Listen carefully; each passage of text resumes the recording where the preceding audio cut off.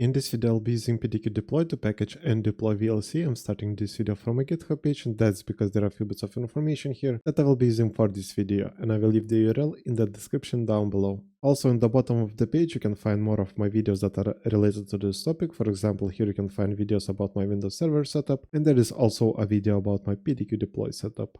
And now I'll begin this video by downloading the VLC installation file, and for that I will use the link that I have here. That brings me to the VLC homepage. Here I will click on download VLC, and that should start the download for me. And then I will go to my downloads folder and wait for the executable. And now that I have my executable, I will right click on it, select copy, and then I will go to my VMware workstation where I have my Windows environment.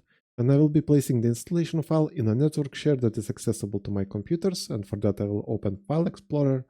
I will enter my file server name, SRV02. Then I will go to the software share, and here I will create another folder. I will name it VLC, and I will place the installation file here. And now I can start creating my PDQ package, and for that I will go to PDQ Deploy. I will right click on packages, select new package. I will name the package VLC.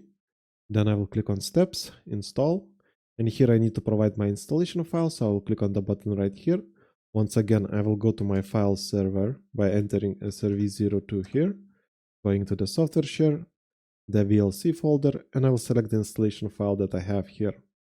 And I also need to provide silent switches because we want PDQ Deploy to execute the installation silently.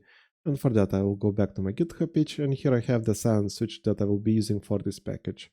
So I will click on the button right here to copy the value, go back to PDQ Deploy, and insert the value here. And that's all that I need to do for this package. Now I can save it, and we can close this window. And now I'll be deploying this package to a few of my clients. I'll select the package here. Then I will click deploy once. I will select my computers by clicking on choose targets, going to Active Directory and selecting computers.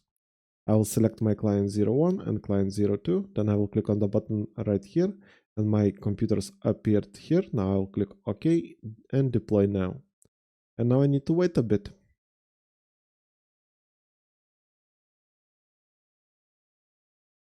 And the deployment is over. We can see here that it was successful for both of my clients, but I will double check by going to my client 01 that I have here. Then we can see here that we already have the desktop shortcut for the VLC media player.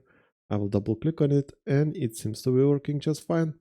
And that's it for this video. Like and subscribe if you want to see more videos like this, and see you in the next one.